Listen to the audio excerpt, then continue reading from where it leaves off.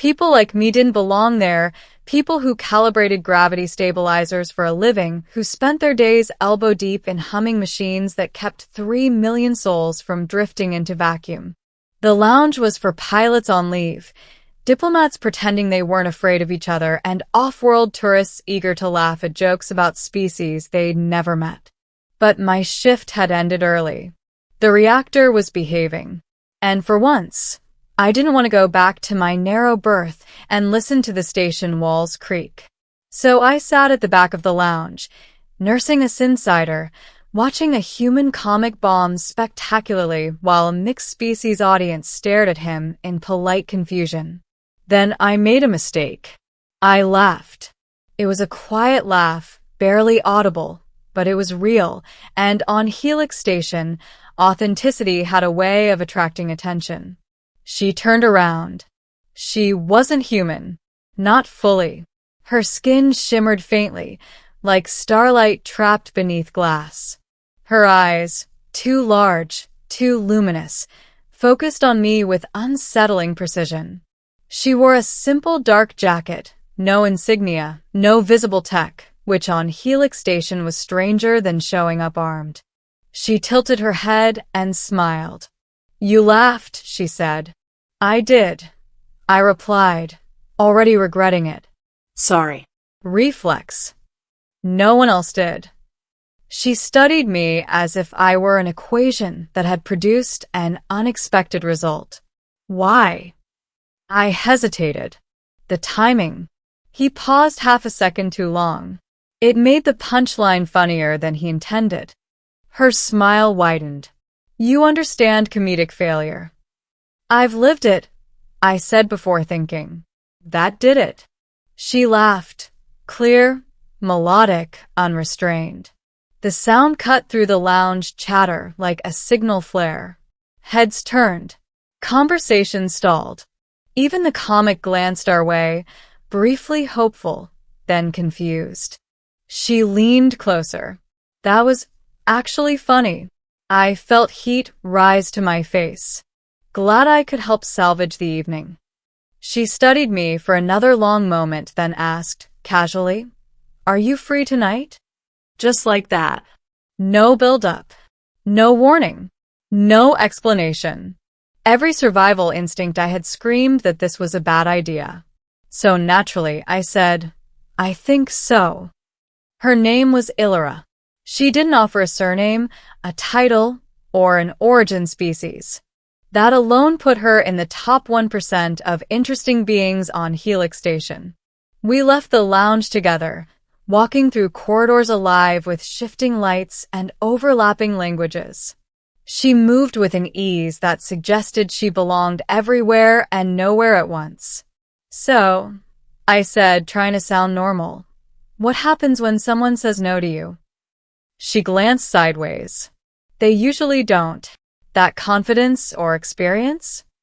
"Yes." I snorted before I could stop myself. She smiled again, clearly pleased. We took a maglift down toward the station's lower ring, older, quieter, closer to the raw hum of infrastructure. My territory. "You work maintenance," she said suddenly. "Gravity systems," I replied. "How did you know?" "You smell like ionized steel," she said matter-of-factly. "And patience." I raised an eyebrow. "That's unsettling." "You get used to it," she said. "I'm here to see something break." I stopped walking. "That's not ominous at all." She turned to face me fully, eyes glowing a little brighter. "Not like that. I want to see where things fail naturally. People, systems, assumptions. And I'm part of the experiment? Tonight?" She considered. "Yes." I should have walked away.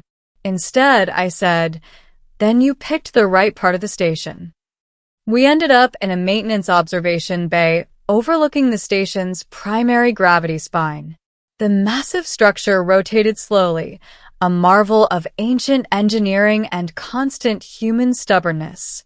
Illyra sat on the railing, legs dangling over nothing, unconcerned with the 1,000-meter drop beneath her.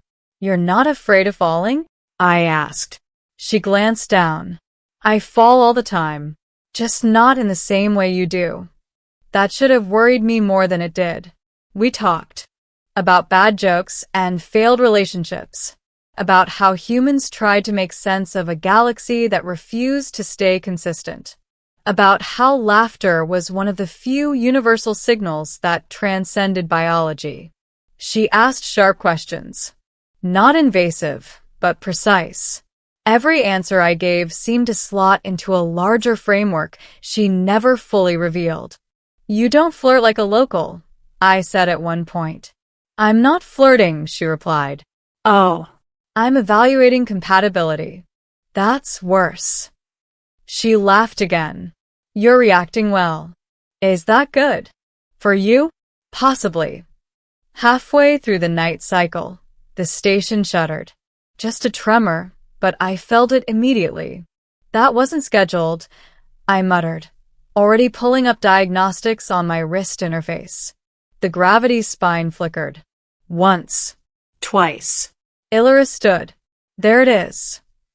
There what? I demanded. The failure. Alarms began to wail. I didn't think. I ran. She followed.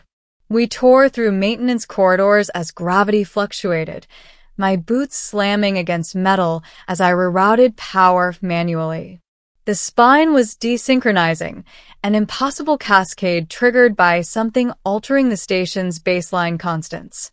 This isn't an accident, I shouted over the alarms. No, Illyra agreed calmly. It's a test. I stopped and rounded on her. Of what? Of you. That was when she changed. Her form shimmered, edges blurring, layers unfolding into something taller, more complex. Symbols of light traced across her skin, resolving into equations I recognized, and some I very much didn't. I'm a continuity auditor, she said. My people monitor emergent civilizations. Humor is one of our markers. You almost broke the station to see if I'd panic? I yelled. I needed to know if you'd act, she replied. You did. The gravity spine stabilized. Barely. The alarms faded. I leaned against the wall, heart hammering. You owe me several years of therapy. She smiled softly, her form settling back into something closer to human. I owe you much more than that. Later, after the incident was classified, after officials pretended nothing had happened, we sat again by the observation bay. So, I said, was the joke part of the test? Yes. And me? Yes. And the free tonight line? She tilted her head. That part was genuine. I exhaled slowly. Figures. My people rarely intervene directly, she continued. But you laugh at broken things.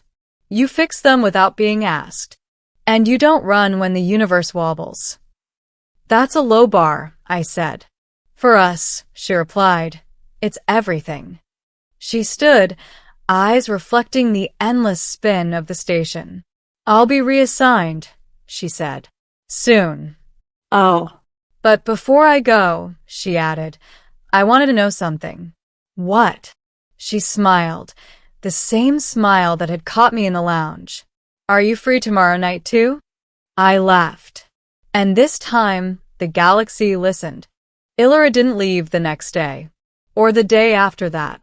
Officially, Helix Station logged the continuity auditor incident as a localized gravitational anomaly caused by harmonic drift in legacy infrastructure. The report was sealed, scrubbed, and buried beneath layers of bureaucratic inertia so thick even the truth would suffocate if it tried to escape. Unofficially, everyone felt it. The station felt different. People laughed more. Arguments dissolved faster. A bar on Ring 6 reported record attendance after a bartender told a joke so bad it somehow wrapped back around to being brilliant. Engineers swore the gravity felt smoother, more forgiving, as if the station itself had decided to cooperate. Illyra called it resonance correction.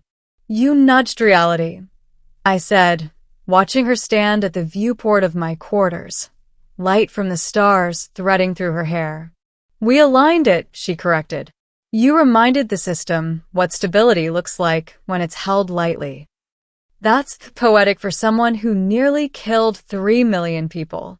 She smiled without turning. You stabilized it, I observed. Convenient division of labor. She finally faced me, eyes glowing faintly, not dangerously now, but warmly. You're angry.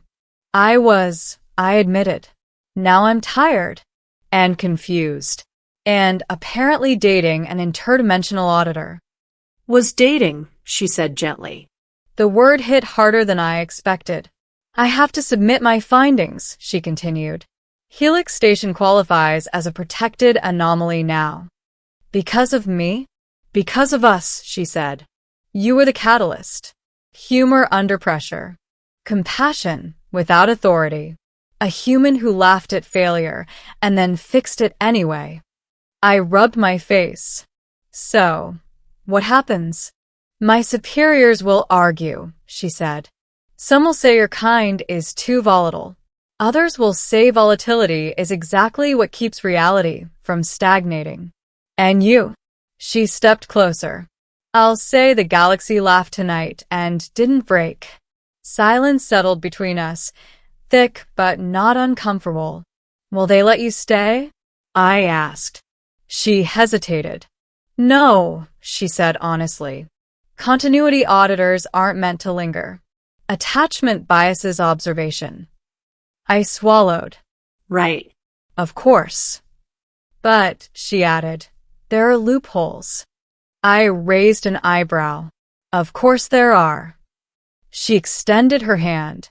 Symbols flickered briefly across her skin, equations folding into something simpler, more human.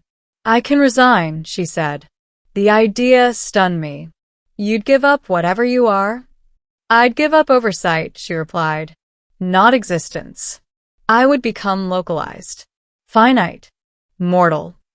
She nodded once. Eventually. That's a hell of a punchline. She smiled softly. I learned from the best. I looked at her hand, at the impossible choice wrapped in an almost casual gesture. What happens to the galaxy if you stay? I asked. Nothing dramatic, she said. That's the point.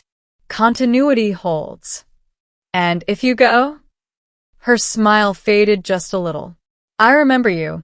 You become a statistical outlier in a report no one reads. I took her hand. The symbols vanished. The station hummed, steady, calm, alive. Somewhere deep within Helix Station, the gravity spine adjusted by a fraction so small it barely registered. But I felt it. A quiet click as something fundamental settled into place. Months passed. Illyra learned how to be human in the most inconvenient ways possible. She burned food. She hated waiting in line. She found sleep inefficient but necessary. She laughed hardest at jokes she didn't fully understand yet. The station adjusted around her. And me. I got promoted, reluctantly. Gravity systems lead. I spent my days fixing things that didn't quite break anymore, listening to people tell stories that felt a little braver than before. Sometimes, late at night, Illyra would stand at the viewport and watch the stars with an expression I couldn't quite name. Do you miss it? I asked once. She considered. I miss knowing how everything ends. And now, she said, smiling at me, I get to be surprised. Helix Station kept spinning. The galaxy kept expanding. And every so often, when someone laughed at the wrong moment, or fixed something without being told, or asked a stranger if they were free tonight, reality leaned in just a little closer to listen. Because once, in a forgotten corner of space, the universe heard a joke it didn't expect, and decided to stay.